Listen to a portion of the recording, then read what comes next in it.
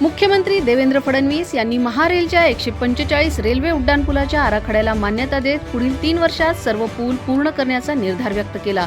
नागपुरात 9 विकास प्रकल्पाच्या उद्घाटनावेळी त्यांनी महारेलच्या कामगिरीचं कौतुक केलं. राज्य रेल्वे फाटक मुक्त करण्यासाठी उड्डाणपुलाचे जाळे उभारण्यावर सरकारचा भर असल्याचं त्यांनी सांगितलं.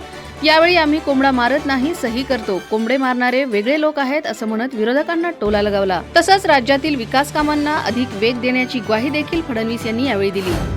मुख्यमंत्री देवेंद्र फडणवीस यांना दिल्लीत पाठवलं जाईल या विरोधकांच्या दाव्यावर भाजप प्रदेशाध्यक्ष चंद्रशेखर बावनकुळे यांनी जोरदार प्रत्युत्तर दिले. फडणवीस 2034 पर्यंत महाराष्ट्राचे नेतृत्व करतील असा विश्वास त्यांनी व्यक्त केला.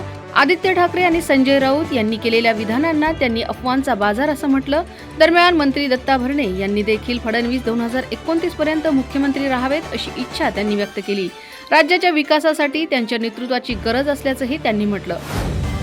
राज्य सरकारची महत्वाकांक्षी मुख्यमंत्री माझी लाडकी बहीण योजनेतून ई-केवायसी आणि पडताळणी प्रक्रियेनंतर 92 लाखाहून अधिक महिलांची नावं वगळण्यात आल्याची माहिती समोर आली आहे. महिनाभरापूर्वी सरकारनं सुमारे 80 लाख लाभार्थ्यांची नावं कमी होणार असल्याचं म्हटलं होतं. मात्र ताज्या आकडेवारीनुसार हा आकडा आणखी वाढलाय. या वगळण्यात आलेल्या लाभार्थ्यांमध्ये सर्वाधिक संख्या बीड जिल्ह्यातली असल्याचं सांगण्यात येतंय. या घडामोडीमुळे योजनेच्या अंमलबजावणी आणि लाभार्थी पडताळणी प्रक्रियेबाबत पुन्हा चर्चा सुरू झाली आहे. रायगडातील माथेरान घाट रस्त्यावर काल सायंकाळी पर्यटकांना घेऊन जाणारा Mahindra carry tempo S turn वळणावरती पलटी होऊन भीषण अपघात झाला. टेम्पोमध्ये 20 पर्यटक प्रवास करत होते. यापैकी 8 जण गंभीर जखमी झाले असून त्यांच्यावर नेरळ येथील सुधीन नर्सिंग होममध्ये उपचार सुरू आहेत. प्राथमिक माहितीनुसार चालकाचं वाहनावरील नियंत्रण सुटल्यानं टेम्पो सिमेंटच्या कठड्यावर जाऊन आदळला आणि उलटला.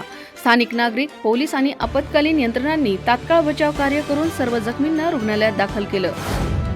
भारतीय हवामान विभागाने पुढील 12 तासात 14 राज्यांमध्ये वादळी पाऊस, विजांचा कडकडाट आणि ताशी 75 किलोमीटर वेगाने वारे वाहण्याचा इशारा दिलाय.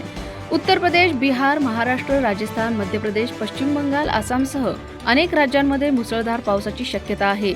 ईशान्य भारत आणि बिहारमध्ये पुढील 2-3 दिवस अतिमुसळधार पावसाचा अंदाज आहे. दरम्यान पुणे, घाटमाथा आणि कोकणात पावसाने तात्पुरती विश्रांती घेतली असून 15 जुलैपर्यंत अरबी समुद्रातील मच्छीमारांना समुद्रात न जाण्याचा सल्ला देण्यात आलाय.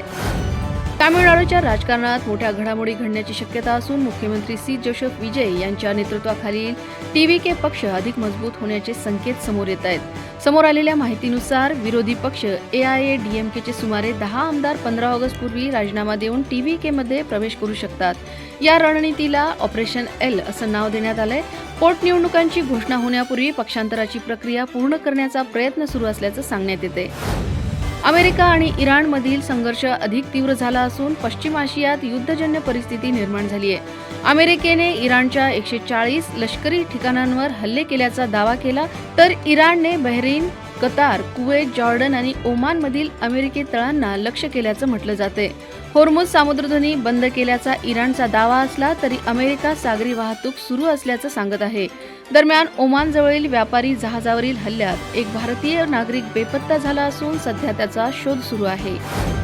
थायलंडची राजधानी बँकॉकमधील एका पबमध्ये मध्यरात्री झालेल्या भीषण आगीत 27 जणांचा होरपळून मृत्यू झालाय, तर 63 जण गंभीर जखमी झाले. त्यापैकी 22 जणांची प्रकृती गंभीर असल्याने मृतांचा आकडा वाढण्याची भीती व्यक्त होतीये. आग लागल्यानंतर काही क्षणात संपूर्ण इमारत आगीने वेढून घेतली. अनेक जण जीव वाचवण्यासाठी धावले, तर काही टॉयलेटमध्ये अडकून मृत्युमुखी पडले. बचाव पथकानं तातडीनं मदत कार्य सुरू केले असून आगीचे कारण आणि अग्निसुरक्षा व्यवस्थेची चौकशी सध्या सुरू आहे. इटलीचा अव्वल मानांकित टेनिसपटू यानिक सिन्नरने विम्बल्डन 2026 पुरुष एकेरीचे सलग दुसऱ्यांदा विजेतेपद पटकावले. सेंटर कोर्टवरील अंतिम सामन्यात त्याने जर्मनीच्या अलेक्झांडरचा 6-7, 7-6, 6-3 आणि 6-4 असा पराभव केला. फिटनेसच्या समस्येमुळे फ्रेंच ओपनला मुकल्यानंतर सिन्नरनं दमदार पुनरागमन करत हंगामातील पहिले ग्रँड स्लॅम जिंकले. हे त्याच्या कारकिर्दीतील 5वे ग्रँड स्लॅम आणि दुसरे विम्बल्डन विजेतेपद ठरले. उपांत्य फेरीत त्याने नोवाक जोकोविचलाही सरळ 3 सेटमध्ये पराभूत केलं होतं. ज्येष्ठ अभिनेत्री मेधा मांजरेकर यांनी सोशल मीडियावर भावनिक पोस्ट करत स्वतःला कॅन्सर झाल्याची माहिती दिली आहे. उपचारांचा महत्त्वाचा टप्पा पूर्ण झाल्यानंतर त्यांनी या ठिकाणी प्रवासात साथ देणारे कुटुंबीय, मित्र, डॉक्टर आणि परिचारिकांचे आभार मानले. मी हा प्रवास कधीच एकटीने केला नाही असं सांगत त्यांनी पती महेश मांजरेकर आणि मुलींच्या पाठिंब्याचा विशेष उल्लेख केला. श्रद्धा, कुटुंब आणि मित्रांच्या प्रेमामुळे हा कठीण काळ पार करता आल्याचं त्यांनी आपल्या पोस्टमध्ये नमूद केलंय.